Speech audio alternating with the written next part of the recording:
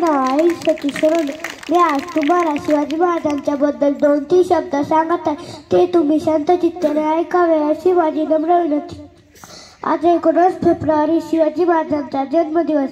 शिवाजी महाराजांचा जन्म 19 फेब्रुवारी 1630 रोजी शिवनेरी किल्ल्यावर झाला.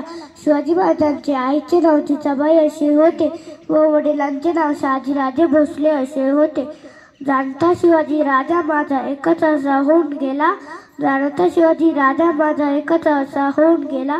इतिहासाच्या पानामध्ये नाव जपले करून गेला. इतिहासाच्या पानामध्ये नाव जपले करून गेला.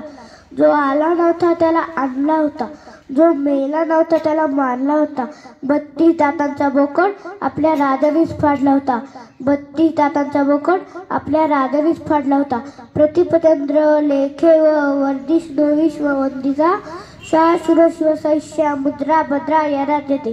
ज्याप्रमाणे प्रतिपदेचा चंद्र वाढत जातो त्याप्रमाणे शिवाजी महाराजांची मुद्रेची लौकिकता वाढत जाव. एवढे बोलून मी माझे भाषण संपवतो. जय हिंद, जय महाराष्ट्र.